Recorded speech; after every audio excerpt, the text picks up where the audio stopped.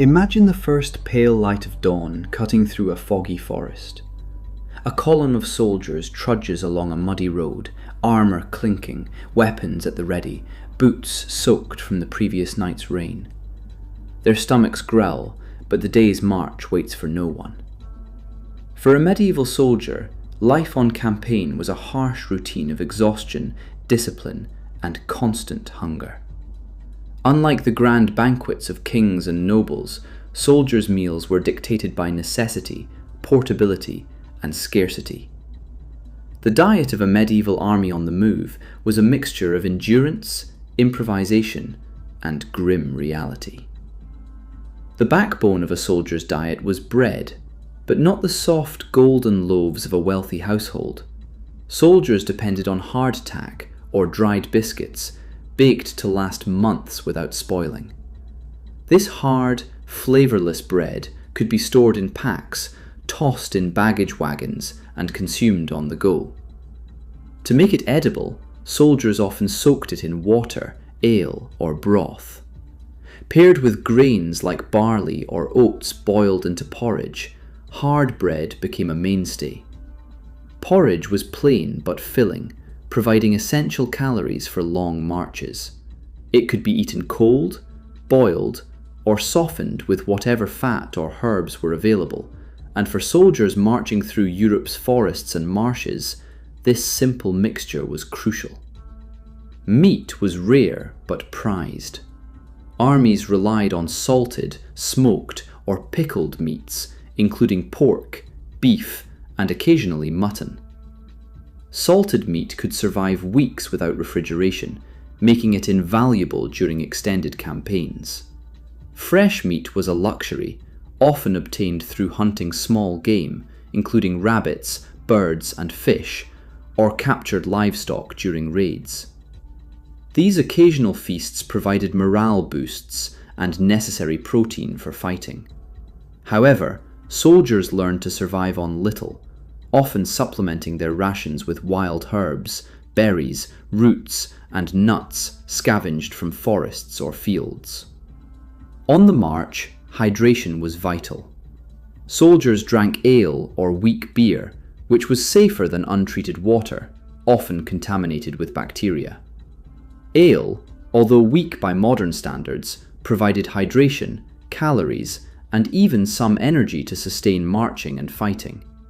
Wine, when available, was reserved for higher-ranking knights and commanders. Water was collected from streams, rivers, or wells, but poor sanitation frequently made it a risky choice. Often, water was boiled into pottage or mixed with ale to reduce the chance of illness. In harsh winters, snow could be melted, and in spring, rainwater collected in barrels became a valuable, though unreliable, resource.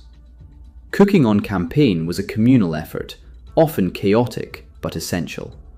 Soldiers carried simple iron pots, cauldrons, and wooden bowls, and fires were built wherever the army halted.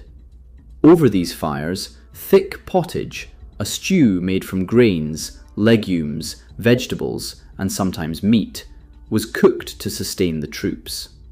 Fires were smoky and unpredictable, the weather uncooperative, yet a shared meal created moments of warmth and camaraderie. Soldiers often foraged herbs like wild garlic, onions, and parsley to improve flavour, though taste was secondary to survival. Occasionally, raided villages or hunting parties provided fresh meat to roast over open flames, a rare moment of indulgence amidst otherwise monotonous meals. Grains were central to the diet, not only for porridge, but for flatbreads and cakes made from barley or oats. These simple foods were easy to cook in bulk and portable enough to carry for days. Porridge, bread, and legumes, combined with salted meat when possible, formed the foundation of energy for soldiers, enabling them to endure long marches and intense battles. Caloric intake was critical. A soldier in armour could burn thousands of calories per day, and without sufficient food, exhaustion or injury could prove fatal. the stark realities of sieges amplified the struggle for food. When an army surrounded a castle or fortified town, soldiers often faced starvation. Rations dwindled, hunting became impossible, and desperation set in. There are accounts from the Siege of Orleans and other medieval campaigns where soldiers resorted to eating horses, dogs, and even rats. Foraging parties risked ambush and death to secure grain, livestock, or edible plants. Commanders meticulously planned supply lines, knowing that a hungry army was a vulnerable one. And yet, even the best planned campaigns faced shortages, spoilage, and unpredictable weather. Rank and wealth played a significant role in access to food. Knights and men-at-arms could enjoy salted meat, wine, and preserved fruits, while infantrymen and peasants survived on hardtack, pottage, and foraged vegetables. Sharing was common. Soldiers pooled rations, traded portions, and even protected one another's food. Food was not merely sustenance, it became a social glue, fostering cooperation, camaraderie, and morale. In harsh conditions, the quality of a soldier's food could mean the difference between desertion and loyalty. Despite its simplicity, soldiers developed routines around eating. Mornings often began with bread soaked in ale or a small bowl of porridge, a quick energy boost before a day of marching. Midday meals were minimal, sometimes nothing more than a handful of hard bread or dried legumes. Evening brought opportunities to cook over a fire, pottage, roasted meat if hunting succeeded, or boiled roots and herbs. Meals were hurried, eaten on the move, or in the rain. Yet they represented more than survival. They were moments of rest, warmth, and human connection amidst the harshness of campaign life. Logistics and planning were critical for sustaining armies. Baggage trains carried barrels of grain, salted meat, cookware, and sometimes wine.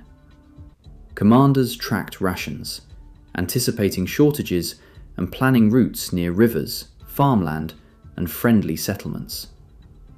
Records from English and French campaigns show the importance of calculating food per soldier per day, a practice that could determine the success or failure of an entire campaign. Even with careful planning, spoilage, theft, and enemy action made starvation a persistent threat. The social aspect of food was intertwined with hierarchy and morale. A knight receiving wine and salted meat felt a tangible distinction between rank and status. Infantrymen, limited to coarse bread and legumes, endured hardship, yet communal cooking and shared meals fostered bonds. Soldiers understood that food was both fuel and a reminder of survival. In extreme conditions, discipline could break if rations were insufficient, leading to mutiny or desertion, which further emphasized the critical role of sustenance in medieval warfare. Spices, sauces, and condiments were rare or absent. Salt was the most important seasoning, preserving meat and enhancing flavor just enough to make the food bearable. Herbs were sometimes added to pottage, but flavor was a luxury, and soldiers valued practicality over taste. Food was utilitarian. It had to survive the march, be transportable, and provide enough calories to sustain a grueling day of movement or combat. Campaign life shaped innovation. Soldiers learned to preserve food through drying, smoking, and salting. They learned to forage efficiently, recognizing edible plants and herbs. They mastered cooking over open fires, adapting to rain, mud, and snow. Even mundane items like bread and porridge became vital survival tools, and the ability to prepare them under harsh conditions was a mark of resilience and ingenuity. Despite the hardships, soldiers adapted remarkably. They endured monotony, scarcity, and the discomfort of eating cold or barely cooked meals. They faced hunger with ingenuity, soaking hardtack, boiling grains, hunting small game, and foraging. Alcohol, though weak, provided hydration and some energy, while communal cooking strengthened bonds and morale. Each meal, however humble, was a small victory, a moment of sustenance and humanity amidst the chaos of war.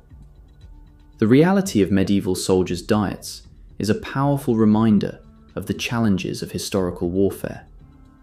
Victories were not won solely with swords or siege engines, but also through careful provisioning, endurance, and the ability to survive day after day on minimal, often monotonous food. Soldiers marching under banners, facing enemy lines, and enduring the elements relied on the simple staples of bread, porridge, salted meat, legumes, and ale. These basic provisions fueled their bodies, determined their morale, and sometimes decided the fate of entire battles and campaigns. Even the most romanticized tales of chivalry and knighthood often ignore this reality. Knights and soldiers spent more time worrying about hard bread than roasted swan. Each bite of coarse, dry bread, each sip of weak ale, was a reminder of the fragile line between survival and starvation. The meals of medieval soldiers were utilitarian, repetitive, and humble, but they were the fuel for endurance, courage, and historical feats that shaped the Middle Ages. Understanding what soldiers ate brings history alive. It shows how ordinary people endured extreme hardship, how armies functioned, and how survival often outweighed comfort. Life on campaign demanded resilience, ingenuity, and resourcefulness. Soldiers marched through mud, snow, and rain, fought battles, and survived on what they could carry or forage. Their meals, simple, gritty, and often monotonous, were a testament to human endurance and the harsh realities of war in medieval Europe.